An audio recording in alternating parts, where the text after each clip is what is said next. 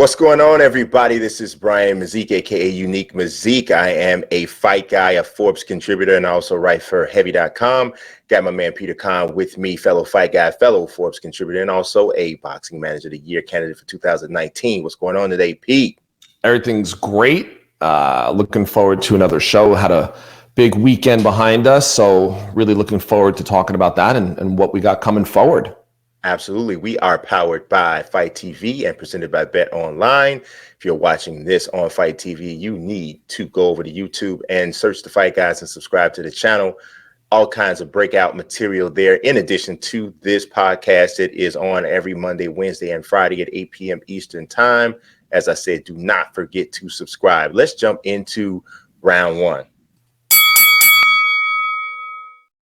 All right, we are talking UFC 249, helped to usher back in sports in the world, major sports in the world, especially in the United States, took place this Saturday at VyStar Veterans Memorial Arena in Jacksonville, Florida. And we're going to talk about whether or not it was a success a little bit later on. But for right now, I want to talk about just some of the fights that took place. Obviously, at the top of the card, Justin Gaethje defeated Tony. He beat Tony Ferguson up for 4+ rounds. For me personally, Peter, I felt this was the best version of Justin Gaethje I'd ever seen. I mean, look, I'm sorry. Go ahead. Go ahead. I want to hear what you took that pause. I did. I did take that. Well, pause. You know what it is? I'm very proud of you. So I'm sorry. I can't contain myself.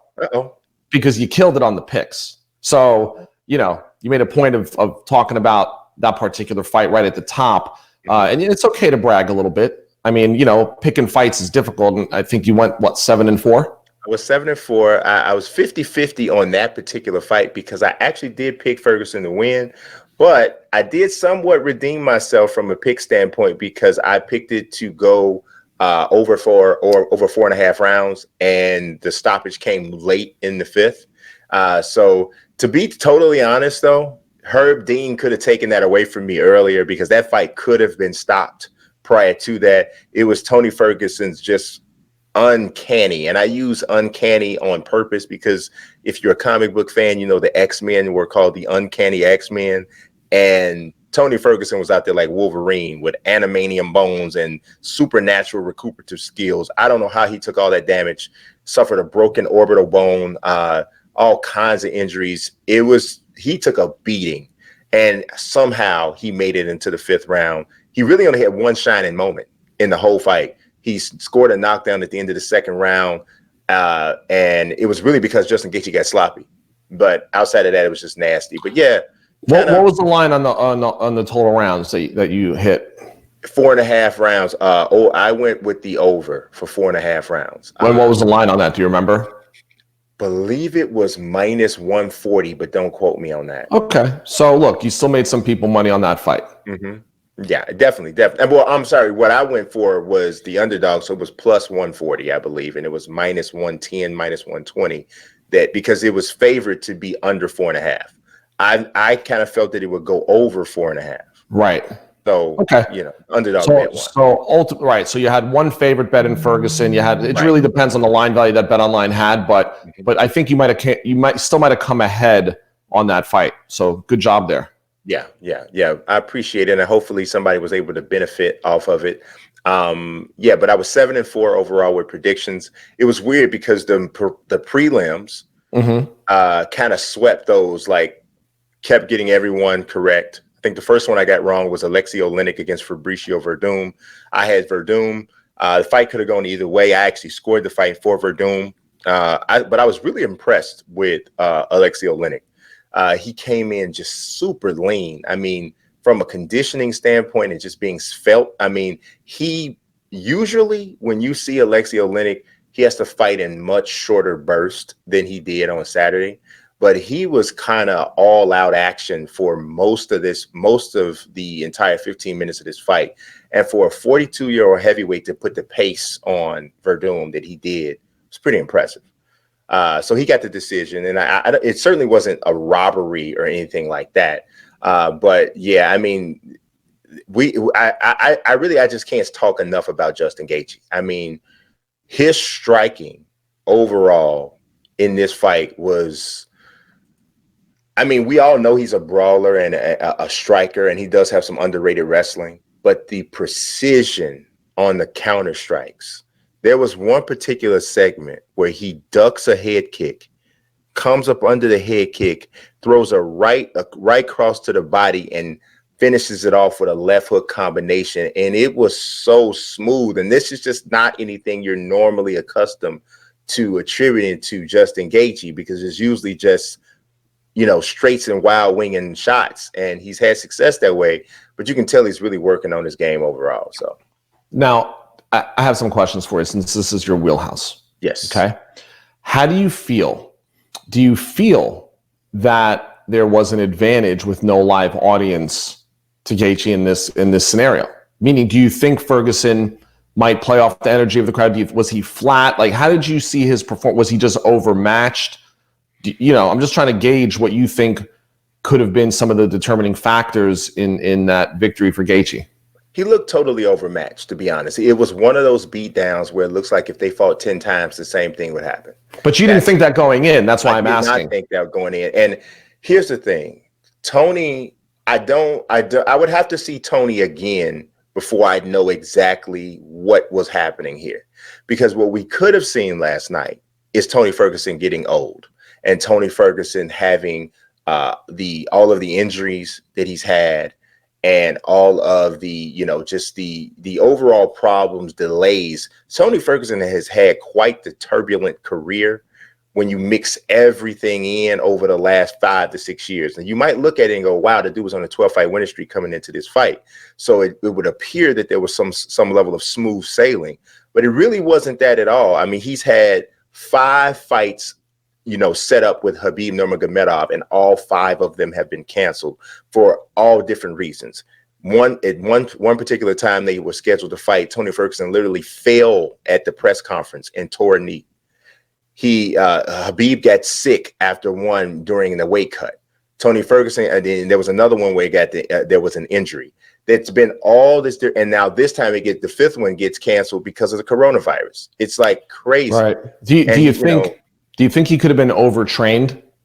Well, because he was preparing so long for this fight? It's possible. And he also kind of slid in a backhanded excuse about it at the end. He said, well, I trained for Khabib, and then Khabib's not much of a striker. I never like those things after a loss. Right. I would prefer, and I'm not saying that there's no validity to it, but it's just totally impossible for it to be received properly. So it's just kind of one of those things you just kind of take with you. Maybe you say it after the rematch if you win the rematch.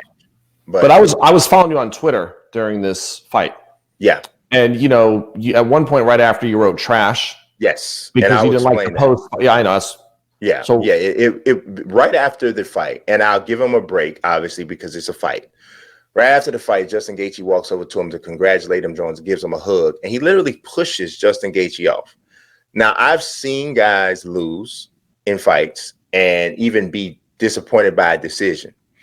And while they may not embrace them with this just, oh my God, so passionate hug, a push in the chest I thought was really excessive for what happened. It wasn't as if you lost because you got a low blow or an eye poke. You got beat up. Right. And so he didn't. What do you think it was then? Because he was more gracious in the post-fight interview. He gave him even 3 minutes later, they ended up shaking hands and hugging and all that. Yeah. It was, but what it really was I just lost, and I'm totally not used to losing. I just won 12 fights in a row, and it's also frustration because, as I said, Tony Ferguson has had a really turbulent career, and much of it has not been his fault. He's chased big fights and hasn't gotten them. He should have had a title fight already. He hadn't had a real title fight. This was an interim title. He'd already had the interim title. The frustration of setting up a fight with Khabib Nurmagomedov 5 times, only to have it canceled each time. And then now I get a replacement guy, and this guy happens to have my number. Yeah, I'm pissed. And I understood it. I just didn't like the push in the chest right at the, like, that just is total, like, nah, but total give him, you know, an excuse and pardon that, because I do understand he was frustrated, and it's seconds after a fight. Right. You know, the adrenaline and that whole concept hasn't dropped out of you yet. You know, so, you know, had he left the octagon like I've seen some fighters do and totally no sell the post-fight interview, then I would have been like, no, that's just trash. Right. But he didn't do that. So, you know. I mean, look, I mean, he was losing on all the scorecards. He wasn't, wasn't winning that fight in any way. So, I mean, look, he's definitely a tough guy. He put up a great fight, a good effort, but just, you know, he came up short, and it shouldn't diminish what Gaethje accomplished that night. No, yeah, definitely. CJ Ross could have scored that fight correctly. It would have been pretty easy for you know, to get that one right. I mean, if you just take a look at the way this is Tony Ferguson's face, I would imagine that could be the broken orbital right there. Yeah, not even, it is the broken orbital right here. And this is not even a shot from the 5th round. Okay, this is like the end of the 3rd round is what we saw. So it was just really a one-sided beatdown. And to be honest, I've never really seen anybody totally dominate Tony in that way. So it was pretty amazing. But it was a lot that went on at UFC 249, and we want to go to another part of it. In the co-main event, Henry Cejudo defeated Dominic Cruz. Dominic Cruz was my upset pick. I thought he had a real shot. He was turning the tide in the 2nd round, but he got caught with a knee. Right. There was somewhat of a controversial stoppage there. He had an issue with Keith Peterson stopping the fight. And this is something that I know you can speak to as well, because this is something that it's a combat sports topic, right? Okay, shoot. So he gets caught in the head with a knee. He goes, Henry Cejudo pounces on him, and he's landing shots. 12 unanswered shots. Unanswered. Yep. So now unanswered in MMA and unanswered in boxing is a little different, because in boxing, they want you to fight back, right? In MMA, it doesn't necessarily have to fight back, but you at least have to cover up and show you're evading or whatever. Right. Dominic was trying to stand up, but in the process of standing up, he was never covering his face, and he's eating shots in the face. Okay. So he tells us now he was not unconscious. And his dispute or protest of the stoppage happened 2 to 3 seconds after it was over. So it wasn't like he had to gain his wherewithal. He had it somewhat. Okay. So he tells us in the post-fight interview, I specifically asked the referee to allow me to take these shots so that I could, you know, work through the issue. I told him, let me go out on my back. Okay. So I know what I think about that, but I want to know what you think about that concept. Sure. So I get that. So many times in the dressing room, when the referee comes to visit one of my fighters, every fight, doesn't matter if it's your 20th world title defense or your pro debut, the athletic commission has the referee come by and will explain to you the rules, will explain to you how they operate, will explain to you what commands they will give you, what to do, how you can be penalized, what not to do, every fight. The referee has 2 main jobs. One is to enforce the rules. Number 2 is to protect the safety of the fighters. So because a fighter says, let me go out on my shield, the referee has a duty and an obligation to protect that fighter's well-being, even against themselves. And in this case, the fighter, Cruz in this case, felt like he wanted to be given more of a chance because it wasn't having an effect. That is a judgment call that the referee has to make, and the judgment call has to be made also to adhere to the rules that are set forth regarding not letting these fighters take potential permanently damaging blows. And so this is all happening in a matter of seconds. Yes. So I mean, look, if it's unanswered shots and they're landing clean, regardless of what the intention of the fighter that's absorbing the punches are, the referee's making the right decision. Absolutely. I couldn't really agree anymore. If anybody saw my recaps that I wrote for Forbes, and even one of the retrospective pieces I wrote for Heavy, I said pretty much the same exact thing. You do not get the opportunity as a fighter to set the scale for stoppage with the referee. That's just not how it goes. Right. It's almost like LeBron James going into a game and telling the ref, hey, I don't want you to call fouls the way you normally do. I want you to call them like this for me, because I feel like I can play through that contact. So don't call it until you see me actually go to a knee. No, the referee cannot change the way a foul is called because you feel like you can play through more contact. No, you cannot. The rules come first. And in boxing and combat sports, your safety comes first, because as you just said, Peter, the referee's primary responsibility here, or one of his primary responsibilities, is to protect the fighter from themselves. Yeah. Most fighters are absolute warriors. Yeah. Most of them are. They will fight past the time period that they should. Right. The referee is there to make sure that that doesn't happen to that person's detriment. Right. And Keith Peterson, that was not a bad stoppage. You get punched in the face 12 times in a row and you haven't even covered your face. That and on top of that, your face, that you're prone with your face down like this, so I can't even see your face. Right. That's telling me it's time to pull the plug. Yeah, it was the right call. I mean, you live to fight another day. It's the right call. But I understand his frustration, though. I do. But he hadn't fought for 4 years. He's a warrior. He's a warrior. And he hadn't fought for 4 years. And he's battled back from all kinds of injuries. He'd never been stopped before. He is, by many people's account, the greatest bantamweight of all time. You know, I get it. But you can't take 12 shots in a row in the face, Dom, and feel like the fight's not going to get stopped. You know, boxing last year. Mm-hmm. And I have to say, you know, UFC hasn't had these problems. I was just read a medical report that was produced by the Bare Knuckle Fighting Championship, which used information from Ringside Physicians of America, you know, all this data on the different sports and injuries. UFC has very few really long-term, you know, damaging injuries. Boxing has had death. And 3 times last year we witnessed this. And it could be one more punch that creates the brain bleed. One more punch that creates lack of consciousness. You know what I'm saying? So, you know, I look, this isn't badminton.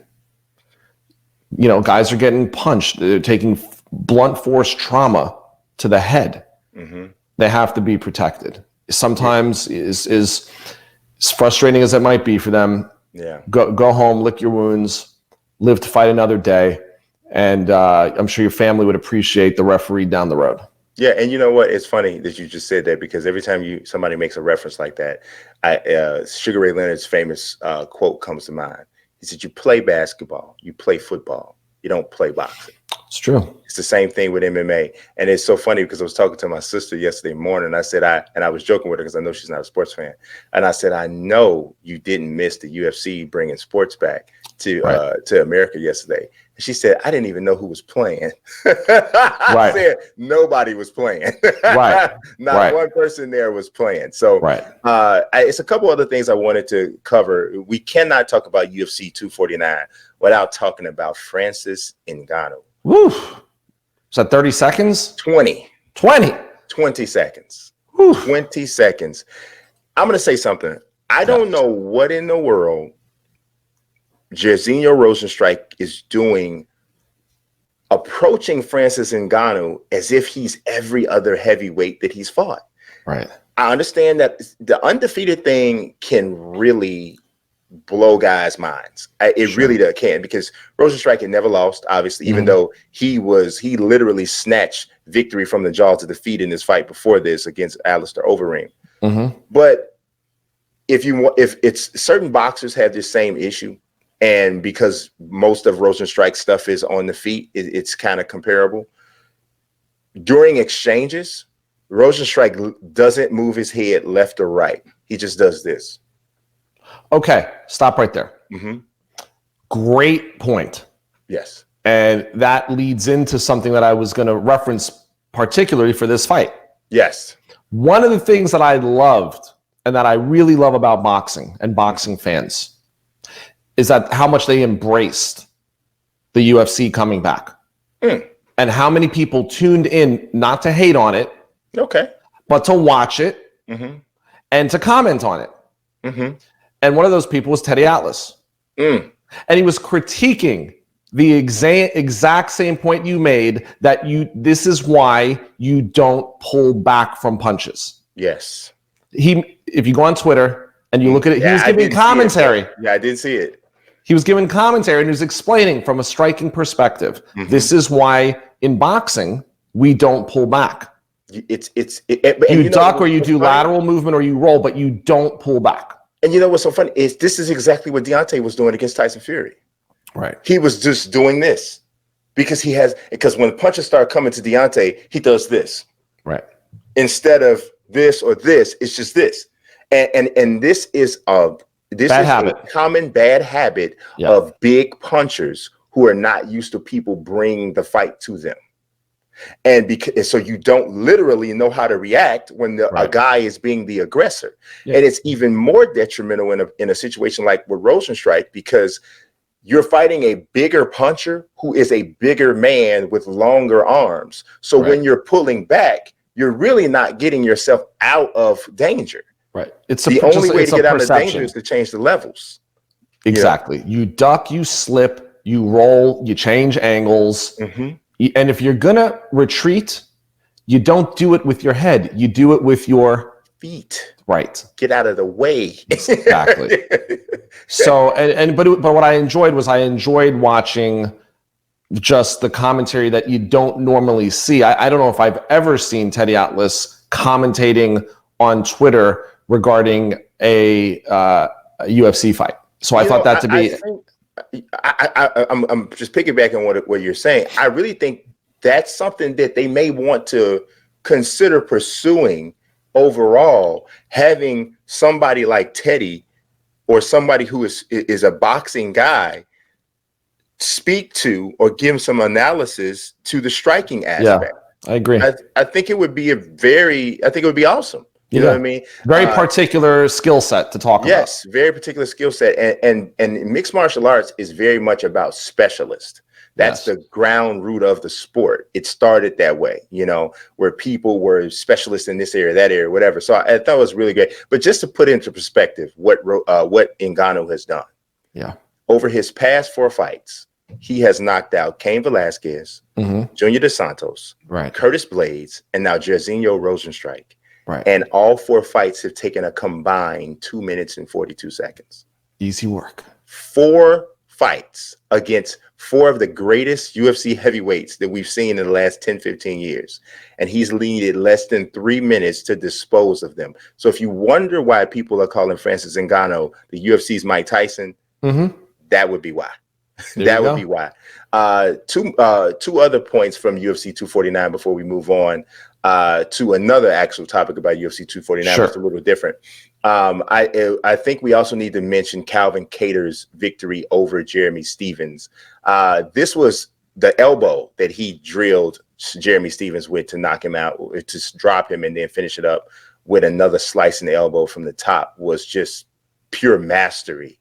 Caught him as flush as you can catch somebody straight on the chin, and then he finishes him. But Calvin Kattar was upset in the post-fight interview, and I kind of understand it, right? Jeremy Stephens didn't just miss weight. Jeremy Stephens missed weight by like almost 5 pounds. And not only did he miss weight by almost 5 pounds, he was the first guy on the scales. Right. So now we're talking about 24 different people to weigh in. And you don't have to be the first person on the scales if you're having a problem. Right. But to be the first guy on the scale of 24 and to miss it as egregiously as Jeremy Stephens missed, it gives off the impression that you didn't even try and that you just were like, they're not going to put me off the card. It's a coronavirus. I'm Jeremy Stephens. Whatever. That's how Calvin Kattar took it. But does he have a history of missing weight? He does. So, that's what makes it probably a little bit more frustrating, is that there's a history of this problem. If this was a first-time thing, and the answer was, I didn't have a normal training environment, I was limited, I did the best I could, I was given somewhat short notice, I had already made weight, then I brought myself back up, then I had to come back. But if that's not the case, and there's a history of weight issues, probably should have been addressed in advance. And he was the only guy on the card to miss weight. Doesn't make sense though, Brian, because normally, and I don't know how it is with the UFC. I just know how it is with boxing. But I would imagine the day these guys hit town, they get on a scale. Meaning for an official, I would imagine where you are. Well, yeah. So the UFC knows, okay, this guy's on point. He's going to be able to cut. This guy's out of the healthy zone to even cut, or the realistic zone to cut. You know what I mean? So I don't. Right. Might be more to it. Yeah. It's usually. Well, here's the thing. I know One Championship does this because One Championship actually had a fighter pass away during or right after the weight cut, right? So that's what prompted them to bring in their hydration rules and so on and so forth.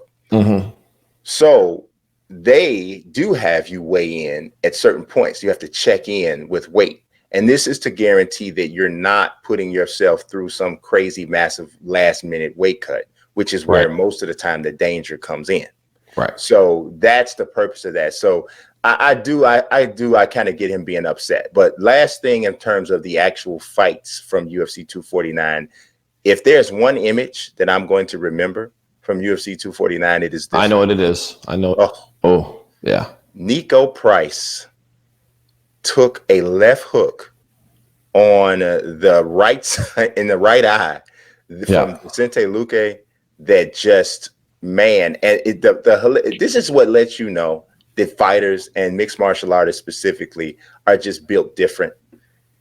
He posted this on Twitter and said, "Put me in, coach. I'm ready to go." Right. And while he's wearing this shot, he's hugging Vicente Luque, who he had already fought before, lost to the first time by submission. This time the fight gets stopped in the third round. It was a very competitive fight. Niko Price definitely had his moments, but when that left hook landed and his eye was just closed, it was nothing. Right. The referee had to stop the fight. But that image right there, to me, is the one that is imprinted in my head from UFC 249, even more so than Henry Cejudo retiring. Yes. At the end of the, so I didn't even get to that. I guess maybe subconsciously I don't really think it's gonna stick. Maybe that's why I didn't say it. Maybe you're not accepting it. Maybe I just don't. It just feels like just the way Cejudo carries himself. He's always he's trying. He has what I would call combat sports Napoleon syndrome. Oof, okay. And the reason why I say that is because in the United States there is a strict size bias. For the most part, American fight fans, and this is boxing and MMA. Anything under 147 pounds, you start to really lose people. You got to be a super magnetic person to garner that real main level pay-per-view kind of appeal. If you're under that, there's only been a few people, Julio Cesar Chavez, Floyd before he came up, and I don't even know if he still hadn't really hit pay-per-view level until he went to welterweight. There's very few people who under 147 are able to garner that kind of interest. And so Cejudo started off as a flyweight, then he, won the title there, became a bantamweight champion, won the title there. And he's an Olympic gold medalist. He's the only person in the history of mixed martial arts or combat sports to have an Olympic gold medal, 2 UFC championships, right? But he's not as big of a deal as his resume would suggest he should be. And he's always trying to compensate for that with like stunts on social media and this, that, and the third. And he's wanting to command this price tag for every single fight. And he's just not able to do it. So I almost took this as, well, I'm going to walk away. And then when I do my comeback fight, I'll pick an opponent and that'll get me the check. It almost feels like that. So I don't know. We'll see. That's kind of the way it went off to me. But that was a marathon round one, I got to tell you. It was an extended round one, but it felt necessary. So let's go to our first between the rounds. So Brian, keeping with the theme of UFC 249, I know there's something that you wanted to talk about regarding Dana White. Yes. And regarding the one fighter on the card who tested positive for COVID-19. Right. So one of the biggest things, I guess, we talked a lot about the event itself from a fight perspective. But UFC 249 was important to sports in the world and sports in America because it was the first major sporting event since the pandemic hit. So one of the major questions I think that comes out of this is that I think a lot of people are going to be asking, I think other sports organizations are going to be asking, is was this a success or not? And I think it just really, I honestly think it's really too early to answer that question, because Dana White went against the grain. He said, hey, I'm gonna dig my heels in. I'm gonna die on this hill. We're gonna bring this back. Not only are we bringing it back and for this fight, we're gonna talk about the next card that's coming up on Wednesday. We're gonna do this. We're gonna do this, and he stuck with it. Now, there was a bit of a curveball or a monkey wrench thrown in the plans when Jacare Souza and two cornermen both tested positive for COVID-19. His fight with Uriah Hall was removed from the card, and him and his cornermen were then removed from the hotel and taken into, so they could get medical treatment. But Jacare was asymptomatic. I don't know if his cornermen were, but Jacare was fine. He made weight fine. He looked like the normal beast that he always looks like. So it was, he was fine. So the reason why I say it's too early really to answer this question is because we have to find out if there are going to be more positive tests from the people who were there and other people moving forward. Because if over the next week or two, there's like 2 and 3 and 4 more people from this card or who were there who were infected by Jacare or those two cornermen, then I think the answer now becomes that it was a failure, because this was a risk that was taken. And there may not have been as much social distancing there as there should have been. I mean, even if you just look at some of the weigh-ins, I mean, Dana White didn't have on gloves. He didn't have on anything. He was fist bumping people. He fist bumped Jacare, who Jacare had on gloves, but so you just, and this is just what the cameras caught. So you don't know what all happened outside of that. Right. So I really don't think you can answer that question until we know how far or if anyone else is infected. If somebody else gets infected, it's a failure. If it's only Jacare and his two cornermen, then that means that their quarantine practices somewhat worked. Even though I will say this, Jacare informed the UFC when he arrived to the hotel, and this is per a statement provided to me by the UFC. He informed the UFC when he got to the hotel that he may have been in contact with he was in contact with someone in his family who had tested positive for coronavirus. At that point, the UFC should have immediately sent him away, sent him to the hospital, sent him into quarantine along with everybody in his camp, and never allowed him to check into the hotel. You should not have taken the risk of having him there at all after he had divulged that information. And I think and you should have just basically sacrificed that fight on the card immediately. Jacare did not want to do that. And this is what he said, because he really needed this fight from a financial standpoint, which I think relies a whole nother problem with the UFC, this entire subject on its own. But yes, so like I said, essentially it's too early to tell for sure if this is a success or not. So, but I know you'll have a rebuttal for that in the championship rounds. Let's go ahead and jump into round 2. Round 2, UFC Fight Night 173. We are throwing a lot of kicks, elbows, and punches and grappling today. But UFC 173, UFC turns right back around on Wednesday, and they got another card. And this one is headlined by Glover Teixeira against Anthony Smith. This is a battle between two light heavyweights who have already had an opportunity to fight John Jones and both have lost. Pretty one-sided losses. The UFC wants us to believe that Anthony Smith is really truly the real deal. I don't know. I don't know that I'm that big of a believer in that. I think he's a good fighter. I just don't know if he's the guy that it seems they want him to be. Like, I don't know. He really built a streak up beating old guys with big names.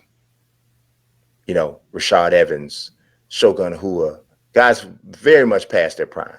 And that's kind of how he built himself up to even get a title shot. Then he did have the big win over Volkan Oezdemir.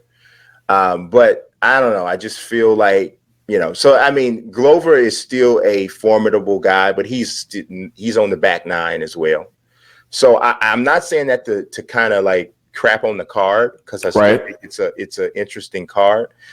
But yeah, we'll see. Well, I mean, look, they're coming from a stacked card. Yes. Which, I mean, look, it's been 2 months since they've done anything. Yeah. And they got things going with a big show. I think people will have assimilated already to watching a card without an audience. Yes. And what is this? ESPN? ESPN Plus. Right. So look, you're now getting a non-pay-per-view. And you're going to get behind somewhat of a paywall, because I believe that. Let me confirm that before I say it. I believe that. Okay, so the prelims, actually, the whole thing is on ESPN Plus, so you got to be a subscriber. Okay, $4.99 per month. Yeah. Nonetheless, it's it is what it is. It's the type of show that fits for that category. Right. It definitely. It's not it totally is a sellable card for where it is. Well, it's more so a vehicle that could make you or break you on the way to pay-per-view. Yeah, and also the biggest reason why this is really going on is because the UFC has a deal where they get a bonus overall for producing a certain amount of shows per year. So if you're wondering why there's suddenly 3 fights in a week, but pegged up for the time. Yeah, but okay, that's one. Number two, I am sure their contract, like everyone else, has a force majeure, an act of God clause, where the clock stops if there's something that is preventing you from doing your job. Because remember, who turned down the show in California? Who came down and said no to the show in California? True. So who said no? Yeah, ESPN, Disney. Right. So you can't use that argument, if that is an argument, right? Yeah, it's been discussed over the past 2 weeks. As soon as the 3 fights in 6 days, 3 events in 6 days came out, that term was brought up and discussed. Yeah, I think, the UFC brought it up or fans? It was discussed by media. It wasn't discussed by fans. I think that it's a way to kind of kickstart the idea that those rights fees that ESPN is paying are still sitting there. They need the programming. Yes. UFC needs to keep its fighters active. Otherwise, you're going to get a bottleneck of guys that you need to fight. So what's happening is, you're getting guys active, you're being able to provide programming, you're getting your rights fees. ESPN's getting their programming. I mean, everybody's winning. Yeah. So I think it's, the fighters are winning, they're getting paid. UFC is getting its rights fees. ESPN is fulfilling its programming obligations to the paying subscribers whom they haven't frozen. I'm still getting charged for ESPN Plus. So there's an obligation to provide program. So I think it's just really business as usual. I think they're just condensing some of it because we're not used to that. Who's to say that they can't do that moving forward? Yeah, I'm just saying, why can't you do 3 fights in 1 week, take off a week, do a fight the next week, 2 fights the next? I'm just saying, it's because logistically it's a pain in the neck. Yeah. It is. Generally, I mean, you can't. In normal circumstances, you're doing this with a full staff, with a live gate, with fans, with a whole different ballgame. Yeah, there was even parts of the presentation that weren't present. Like generally, they usually have fight stats during the fights. Yeah, but they couldn't have that. Overall, though, the presentation wasn't really bad, honestly. I just always I have to see what boxing looks like in it because we haven't really had an opportunity to see it that way. But I really honestly didn't miss the fan reaction that much. There was a couple moments. So obviously Georgia St. Pierre got announced as the first member of this year's Hall of Fame class. Clearly that would have received a huge pop from the fans if they were there. Henry Cejudo's retirement speech would have gotten a pop. Justin Gaethje, Tony Ferguson's fight, because of all of the action, probably would have had fans crazy. Right. Ngannou's knockout would have been a deal, and then the Luque Price fight would have been decent. Right. But yeah. it wasn't like I was watching it like, oh, something's missing. Didn't feel like that at all. I did enjoy some guys walking out waving as if they were playing to the crowd. That was hilarious. That was kind of funny. Alvey did that. That was hilarious. That was good. That was pretty funny. But yeah, so 173 is looking pretty decent for what it is. We're going to see Ovince St. Preux move up to heavyweight to take on Big Ben Rothwell, which is interesting. And then you also have Alexander Hernandez fighting Drew Dober. Drew Dober's coming off a just filthy one-punch knockout. He was a huge underdog on that card, and I actually called that victory for Drew Dober. He was one of the biggest underdogs on the card, and I don't know, I just had a feeling, and it was actually the exact same punch that I kind of saw in my head of him being able to land, and he was able to do that to get a vicious one-punch knockout. So Drew Dober's looking up. His arrow's pointing up. So that's a very interesting fight. So those are the top 3 fights on the card. I will be breaking down each fight on that card. You should see the first videos for that probably coming out either tonight or early in the morning, because we have such a short period of time between UFC 249 and UFC Fight Night 173. You're going to see a bunch of videos going out all in the same day. So hopefully you guys are able to enjoy those previews as, same way that they were distributed for UFC 249. But let's head into our second between the rounds.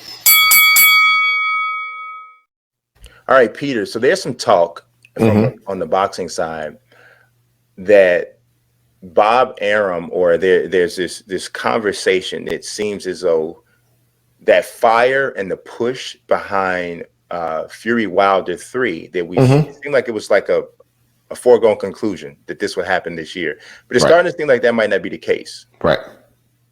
Well, exactly. And Bob Arum came out today and said that to be honest, they're going to have to do a wait and see approach, and for a number of reasons. Number one, that fight needs to take place in front of a live audience. You're talking about the 3rd largest gate in Nevada history for a heavyweight fight, approximately $17 million and change. You can't leave that on the table.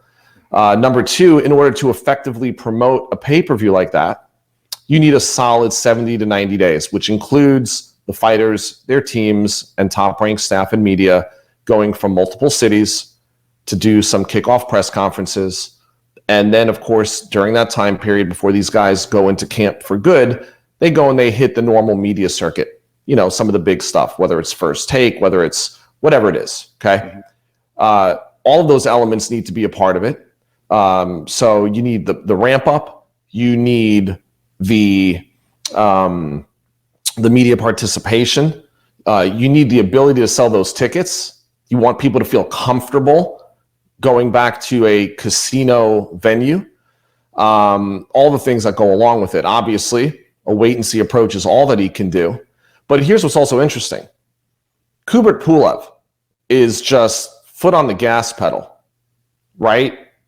Adhering to the letter of his mandatory position, letter of the law, that they still have, Joshua has 3 weeks to present a venue. I mean, moving forward as if this thing's happening. And that's the thing. It's like, I think Pulev would fight Joshua in his living room if he could at this point. Okay. Right. But here's the thing. I think everything is going to be on hold. And I think everything when it comes to the big fights is going to take a wait and see approach. And you know what? It's the best and most honest and reasonable thing that Bob Arum has said recently during the coronavirus, right? It's just pure honesty, like not trying to force, right, a square peg through a round hole. Right. Which some people have felt the UFC was doing, which I'm going to rebut in the championship round, or at least comment based on what you had said. But to this point, I'm going to leave it at this. My opinion is that the wait and see approach is really the best expectation you could build for the fans. And it allows you to not have to tap dance, backtrack, bob and weave, moonwalk out of things that you say during this time. It allows you to basically say, when the time's right, we're going to figure it out. Mm-hmm. And so I think that sometimes saying that the only certainty is uncertainty actually makes sense and gives fans and the media comfort, and the fighters at least knowing where they stand. Yeah. Leave it at that. Yeah, interesting. And I definitely will have a little bit of something to say about that in the championship rounds. But for right now, we're going to go over to round 3. Round 3 means that it is time to ask the fight guys. We urge you on Twitter. You can go at Unique Mazique or at Peter Kahn. Ask the fight guys. Use the hashtag there, or you can actually do it in the comment section of a YouTube video. Now, when we say ask the fight guys, what we really mean is to ask us a question about something that you want to know, not necessarily just a comment about a topic that we've already discussed. Something completely new. So if, say, for instance, if you want to ask us a question about NOA, you want to ask us a question about Kanzu, you want to ask us a question about anybody, any fighter, whether it be UFC or boxing, or any boxing or a UFC or MMA scenario or situation, go ahead and do that in the comment section using Ask the Fight Guys. So for this particular week, I'm gonna be upfront and honest with you guys. I was on the Athletic, and because I am a subscriber to the Athletic, and I was looking at a question that was posed to Rafi Bartholomew, who is I'm gonna tell you guys, he's one of my favorite combat sports writers right now. Just really love his style and delivery. And there was a question asked to him, and I said, it would be really cool if I answered that, or we answered that question here. And so the question's on the screen. It came from Nando L. And he said, the UFC loaded their pay-per-view with lots of great fights. Put on your matchmaker hat and create a realistic loaded pay-per-view to bring back boxing with a bang. So the key point, or the key word in this question or request from Nando is realistic, right? So if you say realistic, that means we have to work within the parameters of what the network and the promotional, makeup and parameters are right now. So I went ahead and I did that, not going too crazy deep. And I know, Peter, you probably have some, and we're not going to spend too much time, because we could, each one of these we could break out into a whole mine's going to be easy by itself. So for me, I'm going to go major network at a time. So we're going to talk about Top Rank ESPN. So, and I'm going to start kind of and moving up the card. So I'm not going to give you my main event until I get to the end for that particular segment, right? So my first fight for Top Rank ESPN would be Artur Beterbiev against Dimitri Bivol. Right. Now think about this. This is a triple header. So I'm giving you nothing but triple headers. Okay. So Beterbiev against Dimitri Bivol, 175-pound unification fight. You might not even, depending on what your level of fandom is for boxing, you may not be very familiar with these two guys. But I'm going to tell you, I'm going to tell you right now, they are two of the top 15 fighters in the world right now. I think I'm pretty safe in saying that. So if you don't know who they are, Google it up. Yeah, and do your YouTube search and just watch these guys. So my second fight on this card, which some people might say that this should potentially be the main event, but I think that's pretty crazy, would actually be Shakur Stevenson taking on Josh Warrington. Now this fight, I think, could be fantastic. I mean, I would lean towards Shakur, but Josh Warrington is super tough. But the thing of it is, Josh Warrington, I don't know that he could stop Shakur, because Josh Warrington hasn't shown a lot of knockout power, knockout potential, but he is so tough, so hardworking, and very good hand speed, especially on the inside there. I think it's a really good fight. Easily the toughest fight Shakur will have had in his career if that was to happen. And then my main event, my absolute main event, would be Tiffany Lopez against Vassiliou Michiko. So that would be the fight that topped off my Top Rank ESPN card. So we said realistic and coming back. So what would you say about your top ranked ESPN card. So look, I don't have to agree with you. No. And so my whole thing is it's all unrealistic. Oh, what? So those are great matchups. How you just gonna pour water on the fire of the whole listen, question? I'm gonna give you because we're talking about realistic. Right. Now those are great fights to make. Oh, so you're saying my card is unrealistic? Yes. Okay, great. Okay, good. I'm saying your card's unrealistic. Gotcha. Because number one, look, Beterbiev and Bivol, yes, great fight. Look, I have firsthand experience with Bivol. My guy fought him for the world title. Yes, this guy is one of the best fighters in the world who nobody knows. Yes. Okay, Beterbiev, the way he broke down Vodzik, just a great fight, by the way. Yes. Okay, excellent fight. Unrealistic to kick off with no audience because, look, those guys probably wouldn't get a paying audience to begin with. So, okay, I'm going to backtrack here for a second. That actually might be the best fight for the money. Oh, hold on. The best fight for the money, considering no one might pay to come see them fight. Exactly. That was my point. But Shakur Stevenson, first of all, he won't be coming back at 26 right away. Yeah. He'll probably be coming back in the low 30s in June. Okay. And there's no way that Lomachenko and Lopez are fighting each other without taking tune-up fights. That's my gut. So while it's a fight we all want to see, you prefaced it with saying realistic. You're right. You're correct. So I agree with you. Beterbiev, Bivol, there's probably not much of a paid audience to begin with. That would be a home run from competitive fight, okay? Oh, my God. Truly a great fight. A real back and forth chess match of boxing IQ and raw power. Yes, just fantastic. Shakur's not going to make 26, so that fight's off the table. How about you give me your card as opposed to dissect? I just want to dissect your card first. Lomachenko Lopez. You're talking 14, 15 months. Lomachenko's out of the ring by the time that thing even happens for the same reason in my between the rounds talking about the proper buildup and necessity. There's not a proper buildup and necessity to necessitate that fight, 70 to 90 day pay-per-view buildup, including the numbers you do at Madison Square Garden. From a fan perspective, there's a big live gate there. The truth of the matter is I haven't really given it a lot of thought. And I'm thinking right now, I really have to give it some intelligent thought.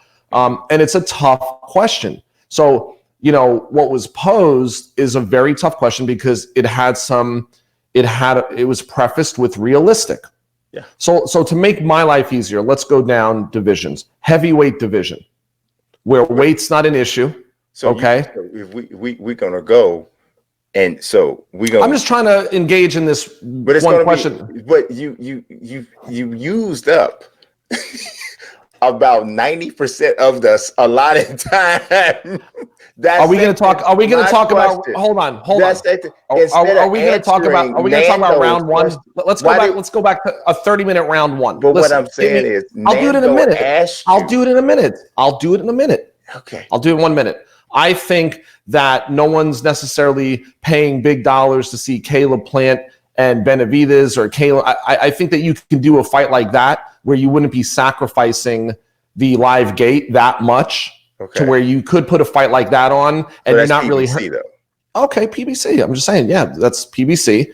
These are fights that are easy to make. I think if you went to welterweight, it's really tough to make a compelling welterweight fight that wouldn't have a big gate interest.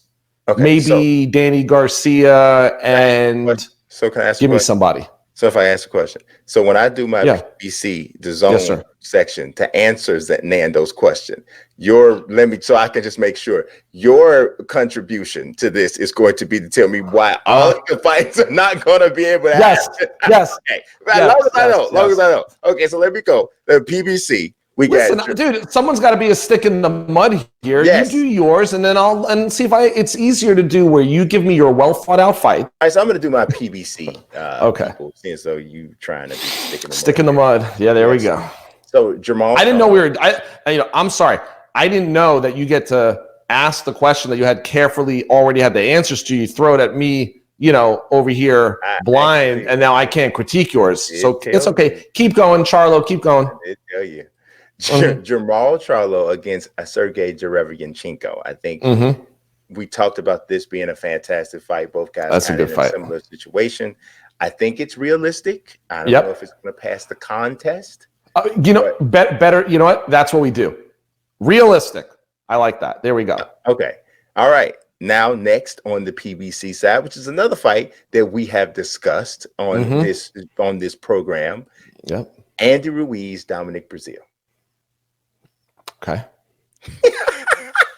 Well, listen, I'm just saying okay because I actually think there could be I think you could do that at the Staples Center. I think you could do that in California and get some. I just really wish boxing people would just remove this concept, and it's different circumstances, and you're gonna have a fight that you would normally think you need a crowd for. I know, but Brian, here's the thing: realistic is the key word, and this is the thing. Now you got to pay heavyweights like heavyweights. You've got to dip into all your sources of revenue. That's all I'm saying is that once again we're asking guys to take the same risk for less money, whereas the promoter is paying less money and they're still making money on the rights fee. They just want to make more money at the gate. I check, less money is better than no money.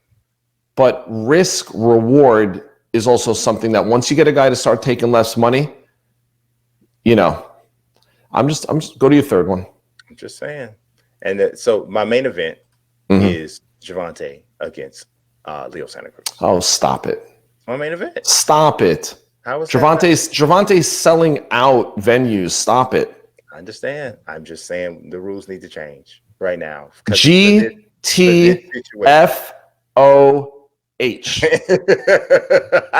I'm just telling you. GTFOH. Gervonta is selling out venues. Apply that same acronym to the fans. You listen to me. Change the way you're doing business. I think you got kicked in the head on Saturday night. I'm just saying. Well, here's the thing. Nobody's getting punched in the head right now for boxing, so which means nobody's. I know, but remember the context of this thing was realistic, and I think I think your concept and definition of realism may need to change. Listen, you know what? It's all mine, baby. It's a KAHNCEPT, a concept. It is. Put that graphic up. It is a concept. Okay, I'm on fire today, man. Yes, but it also is a misconception. Well, that one's with CON. No, it's both of them are. So let's go to my DAZN card. Okay. I disagree. This is right. Demetrius Andrade against Callum Smith. Okay. I love it. Sure. I love Good it. Fight. Okay. So reality. And I don't want to, I love Boo Boo, but he's not selling tickets. No. Callum Smith, great fighter. Don't know what his fan base really is. Paying fan base for live gate in the UK is. For the right, you could definitely pull this off without a live gate and get a heck of a fight. I think so. I really think so. Now, so my main event, you're gonna like throw your monitor or something. Okay. But before that, Alexander Povetkin against Michael Hunter rematch. The first fight was a really good fight. Yeah. And so the rematch, I think this is perfect for your concept. Okay. So I almost don't even want to put this up because I don't even want to have this conversation with you. Right. But my main event, Canelo.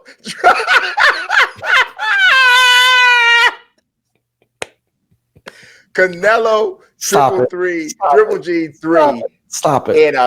And here's what you do. Here's how you do it. Here's how you do it. Here's how you do it. Here's how you do it. Tell me. You offer a different experience to the pay-per-view, to people who purchase on a pay-per-view level, on an elite premier level.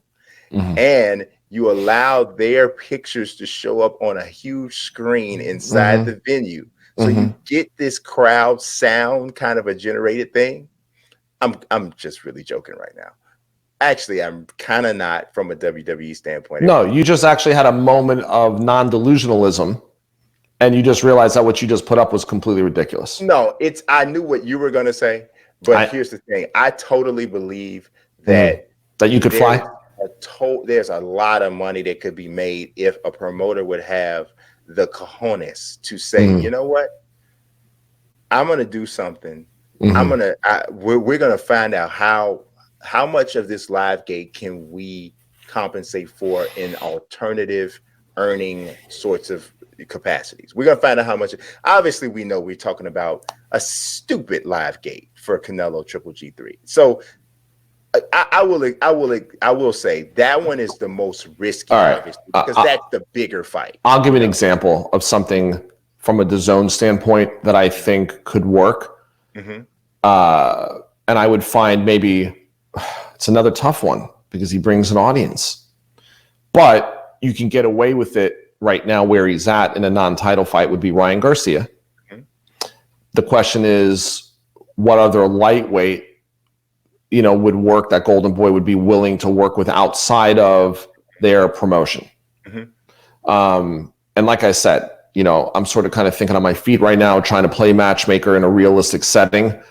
But it's all very tough, right? So I'll let you know this, right? So my man Rafi Bartholomew, his answer to this question was a card that had Berlanga Rosado, Casimiro Donaire, Jose Ramirez against Victor Postol, and his headliner was Lomachenko Lopez. Okay, so I disagree with Lomachenko Lopez. I think he's wrong. No, I disagree. See, here's the thing. I disagree with Ramirez and Postal because Jose Ramirez could sell out 18,000 seats in Fresno, and he's done it. So I disagree with that one. The other two, fine. I could say, okay, sure, roll the dice. But those top two, there's too much live gate to be made, and those fighters are going to also be paid appropriately. So here's what you have to take into consideration. Okay, how much do you think the rights fee is from ESPN for Lomachenko Lopez? What do you think it is? I don't know. Is it a pay-per-view? Lomachenko Lopez, yes. So now it's a pay-per-view. What type of pay-per-view buys? Let's just play boxing promoter for a minute since it was posed. As reality, what kind of buys does that do? 750. Really? You think it does that many? I'd say that's top. Oh my gosh, I thought that's like a 300,000 buy maximum. I feel like in this climate, wow, where you have so many people who are thirsty for sports, I'm waiting to see what the viewership was for the pay-per-view for UFC 249. Right. And I want to see if it's spiked higher than a pay-per-view during another time period with a comparable card. Okay. I mean, if Lomachenko Lopez got over 300,000 buys, I'd be like, that would be like a home run. Yeah. Okay. So now, I mean, that would be like that would be a home. I don't think those expectations would be more than that. I think 5 is realistic depending on when it happened, depending on what the I mean, because think about it like this. What else do they have to promote right now? All of the entire promotional machine can go behind this fight. All of it. You also have the benefit of using ESPN, which what else do they have to promote right now? You just can't promote that type of pay-per-view with these guys sitting home. You do need them out on the road and go to the shows and do a kickoff. You can't do it. Everything we just can't accept. And we'll get into championship rounds really quickly here, but you just can't accept that everything's going to be done via Zoom from now on and that it's going to work. So, right. I mean, I don't want to get too much into it because I have a few things to say to rebut your, UFC, what we talked about. So we can agree to disagree. It's a tough question. Yeah. It's a tough question to be a matchmaker in this climate, make compelling fights that can operate and consider them to be like huge fights with no potential audience. It's tough. It's a tough ask. So, all right. So let's look at our last Ask the Fight, guys. And it's, do you think that the easing of lockdown will mean more or less novelty fights with YouTubers and the like on the Zone? Now that question came from, let's see, it was from Jeff, and he also was a question that I thought was really interesting from the Athletic. Go ahead. I would love to hear your answer. I think Jeff's a genius, because I think Jeff is right that the one thing that people, especially the YouTube audience, who aren't necessarily buying tickets to the fight live, because it's a worldwide audience, the novelty fight could have a lot of success, especially considering that it's usually sandwiched inside of a traditional boxing show with a major headliner. Okay, so wait a minute. Let's look. He says, do you think that the easing of lockdown will mean more or less novelty fights? So your answer is you think it could mean more. Yeah, I think it's a great way for the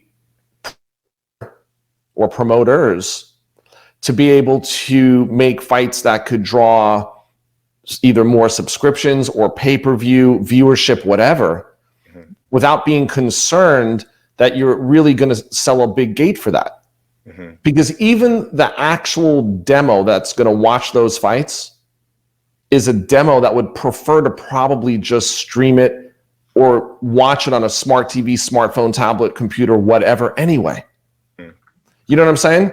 And I think that it's one of those things where you can kind of go to the well and you can promote, because the majority of the promotion for those fights take place on social media, where those people are strong. When you have 20 million YouTube subscribers, when you have 5 million Instagram followers, you know what I mean?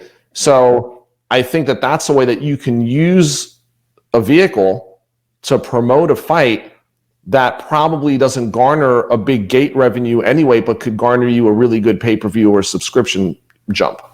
I don't know.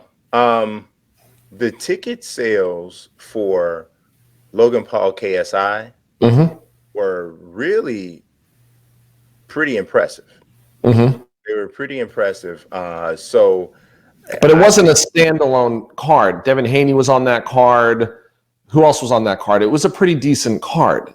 So Jamel Herring was on that card. Which no, he wasn't. Was he? No, not Jamel Herring. I don't know. Why did I say no? That's Tevin Farmer. Right. I'm just saying, like, you still had a boxing audiences. You still had and that was in LA, right? That one was, yes. Okay. I mean, look, I don't know. I think it's a good question. Honestly, he just got my wheels turning. So, Jeff, thank you. Yeah. I feel like, but see, I guess my whole point is part of that same vehicle or that same approach can be used for traditional boxing. It's just that traditional boxing people are just not embracing it or willing to try it. I'm not even saying that it turns into this humongous success and it changes the way everybody does business, but I certainly feel like in this climate, going that route for promotion and going that route from a presentation standpoint is worth it. I feel like it's worth it to sacrifice one or to take a chance with one potential pay-per-view fight. Right. For everybody involved to say, let's do something different that's never been done before. Right. And let's present this in a way that this is an experience, and we promote it this way, and we use social media to promote it this way.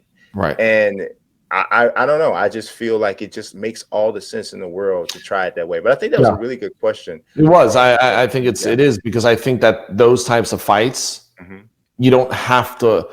I think that it's bringing more in subscriptions and eyeballs via pay-per-view, whatever, than really worrying about what type of gate you're going to get. So I think because of that, and social media would be the driving factor in promoting it, that it would work. But, I'm a purist. Yeah. I mean, at heart, sometimes. Pardon? A little too much sometimes. I mean, look, I'm a purist in the sense that for me, this is the business that I'm involved in. And I think that there's room for novelty in certain aspects, but not to become the norm. See, I don't, and when I say purist, I mean, you're a pure boxing business guy. Right. And I think sometimes it gets in the way of the fun. And because for fans, it is that. You know what I look at it like? I look at it like this. I do think there's a place for it. What is it? What is Big Three? I'm just saying, like, there are things that people. What is it? So I'm gonna sound like an idiot. What is Ice Cube's basketball brand? The big three. All right, so I got it right. I didn't know I had no idea we were talking about basketball. So. Well, what I'm just saying it's not the NBA. No.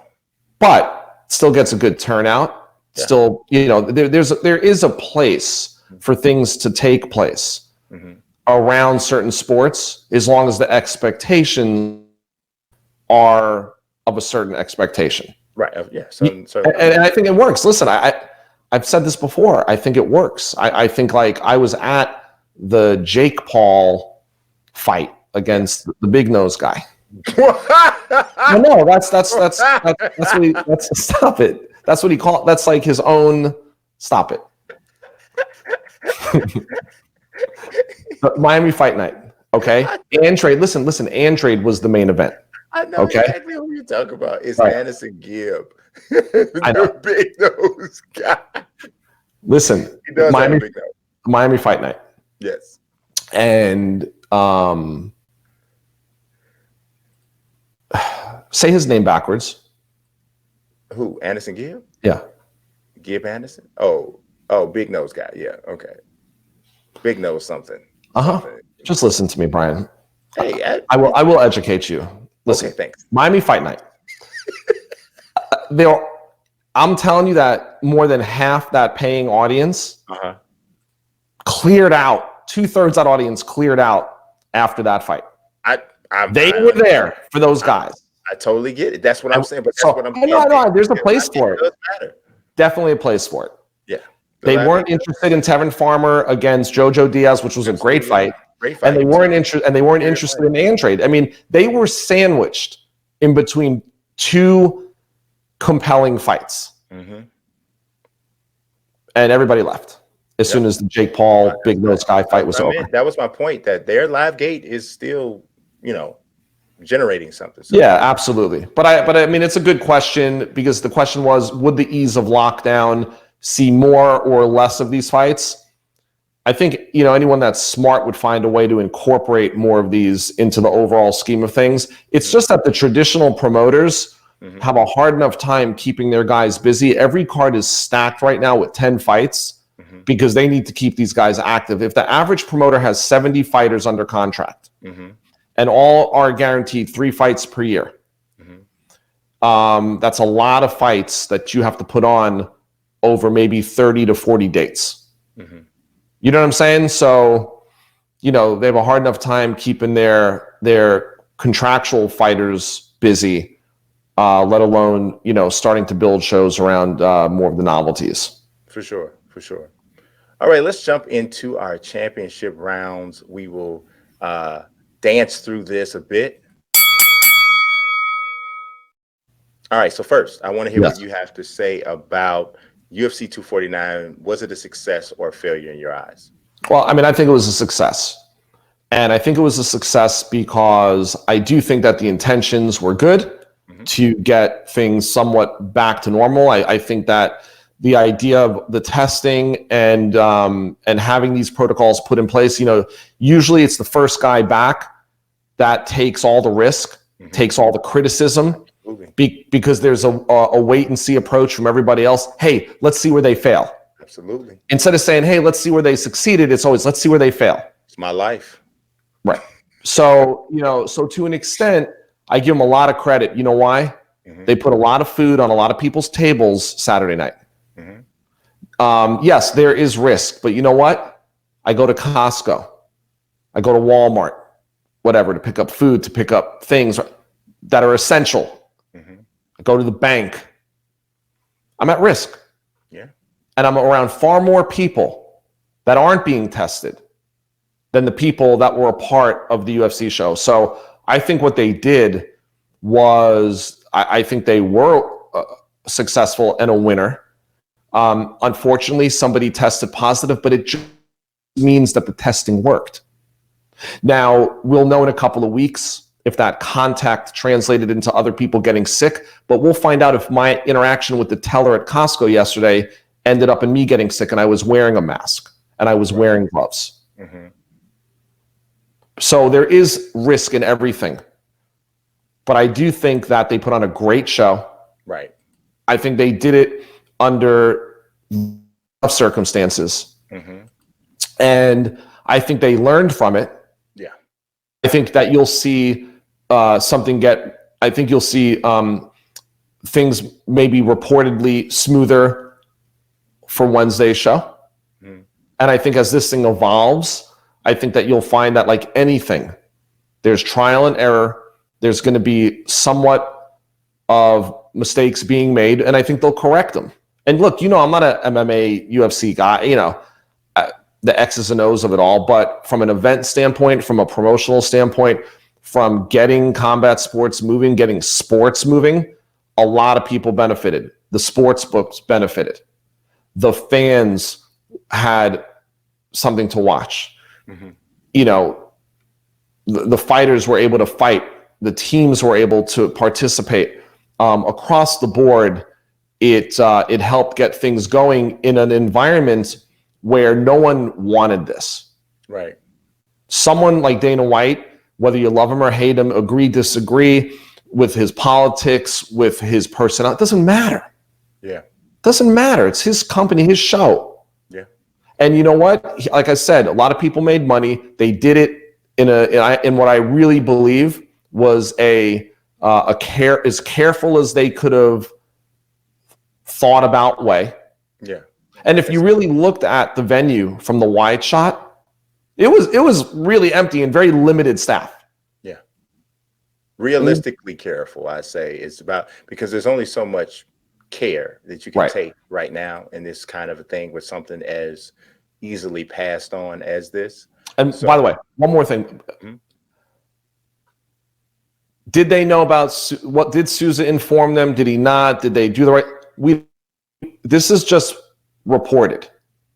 No, right? no. This was in the statement that was given that UFC sent me directly. Okay. That he did inform them that when he got there that he had been in contact with his family. And he was tested.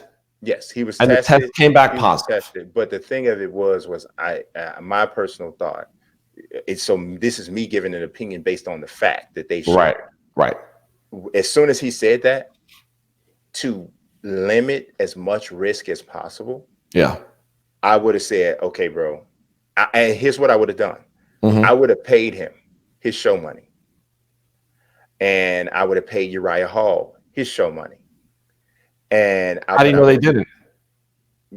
I don't know if they did, but what I know that they didn't do is they didn't send him home. And so that's really what my point is. I would have sent him home. Right. But I would have sent him home with his show money. And remember, we don't know if they didn't. No, we know that they didn't send him home. That's my point. I get it. Your point is that go home, here's your money. Even if you're negative, you might have been in contact. But here's the thing. But Brian, this is what I'm saying. Mm-hmm. He was smart enough to say he might have been in contact with someone that was positive. You know what? It's not even smart. It was humane. I get it. And I'm saying that. And you know what, Brian? I might have come in contact with 10 people yesterday that were positive at Costco. Yeah. No, what I'm saying, here's my point. I feel like he did the right thing. I feel like he really is really an example of the way people should be. Yeah, he was responsible. From a common decency standpoint. Yes, agreed. Here's a guy who already said, I need this money, and knew that by him saying this, he could be putting that payday that he said he needed in jeopardy. But he thought enough to be thoughtful enough to say that. So I really think that's something. I don't think anyone's disputing that, though. More about people. Well, write about it. You have two platforms. Write about that. I mean, write about the social responsibility. It really is an awesome thing that he did that. I mean, we're talking about it. Yeah, I think the UFC would have been best served to send him home, because if they'd have done that, that would have looked a lot better than we're going on with the event, even though we had 3 people here in the hotel who tested positive. So that they weren't going along with it until they did test positive. Remember that. They weren't going. They got the positive test back after the weigh-in. Right. Well, it was reported after the weigh-in, so we don't know exactly when it got back. But my point is, you went. So did they both weigh in, Brian? Yes. Did they make weight? Yes. Once they cross that scale, get paid. Yeah. So I guarantee you, Hall probably went home with his money. Yes. And I would say the UFC paid Souza his money. I would pretty much bet they did, but and Pride said, "Here's your money, just don't talk about it." Well, there's a story out there about that too as well. Stephen Espinoza actually started it, and it seemed to be corroborated by some other folks as well, that the people on the athletes could be putting their purses in jeopardy if they talk in detail about the COVID. Sure, right. But my point of it was that the best way, and obviously this is Monday morning quarterbacking, right? The best way is to have sent him home from the beginning, as soon as he said that he may have been in contact. Well, I still think that overall they're a winner. I think that they're learning. I think they'll make adjustments. I think they're now ahead of everybody else. Yes. WWE is actually ahead of everybody else because they really, Vince McMahon is really the igniter of this concept. Right. So. Right. Bob talked about it in March. Yeah. Even went to Madison Square Garden and said, we'll do the Shakur Stevenson fight behind closed doors on March 17th or March 14th. But the Garden wouldn't do it. Yeah. And that was smart. WWE, I mean, Vince pushed and seemingly got this thing done where they got a new designation for essential workers. And that's what opened this whole thing up. And it was really kicked off by him, and everybody else is piggybacking on it. So I will say this, something I heard. And when did you hear the first UFC show outside of Florida? Outside of Florida? Uh-huh. There hasn't been a confirmation of a one outside of Florida. We hear about Fight Island and all that, but we haven't heard about anything concrete. Well, you know that he wants to be back at the Apex by the end of this month, but he hasn't gotten clearance. Okay. Yeah. So everything else at this point is kind of just talk at this point until it's, confirmed by something. But yeah, I mean, we'll see. We'll see what happens. Our last championship rounds. This one is we're talking about Bob Arum and whether or not Wilder Fury 3 is being pushed back or being just kind of put off. I don't know what happened. No. He said we'll take a wait and see approach, and that's just he said, just to be honest, it's a wait and see approach. Right. I don't know what happened with this concept where suddenly it feels like not just the promoters or whatever. I mean, even the public to a degree from just their conversation seems to be kind of and maybe they felt that the Fury's victory was so definitive that maybe they really just don't feel like they need to see a third fight with Wilder and Fury. Maybe that's what it is. Maybe I don't know. Contractually obligated though. But I understand that. But what I'm talking about is passion and fandom and what the people want to see, which obviously we know is two completely different things from contractual obligation and all of those sort of things. But what I'm saying is I'm noticing the conversation is swaying in a different direction.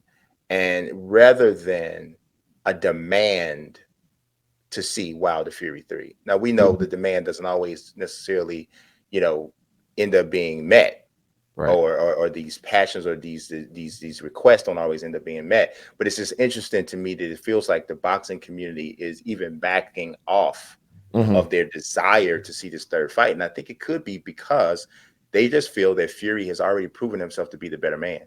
Right. And maybe they just whether they're right or they're wrong, still, I guess remains to be seen. Maybe we'll see that at some point. But that feels like that's where we're headed. Feels like it's where we headed. I don't know. So we'll see what happens. I don't know. I still feel like. So you agree? Wait and see. No, I didn't say it. I didn't. You're kind of saying. So I mean, no. What I'm saying is, it's really, it is what it is. I mean, no. I guess we'll wait and see if the hunger's there. Maybe when things start to look like they could come back to normal down the road, then we can gauge the public's desire to even see it and what that really means, because Wilder could force it. Yeah, Wilder could force it contractually. I guess, like, I heard what you said, and I understand from a contractual standpoint. I understand from a business standpoint why Bob Arum will be taking that route and taking that stance. It makes sense. But I'm going now to the next level of it and saying, or to a different level of it and saying, okay, as I'm examining the conversation around these fighters, it just doesn't appear as though the push for this trilogy is as strong as it is for some of the other trilogies that we've seen. So this is beyond whatever is going to happen, contractually obligated. Beyond that, you know, just I'm looking at a whole nother side of it. So we'll see what happens. I personally feel I would, for whatever reason, I would still like to see the third fight. I would still like to see a third fight. Yeah. So I think Deontay deserves to get a third opportunity. I scored the first fight for Fury. Obviously, Fury won the second fight, but I still feel that because technically the first fight was a draw, and Deontay was the champion, and he was champion for so long. I still think he deserves a third fight. So well, we'll see what happens. All right, so that is all that we have for you today.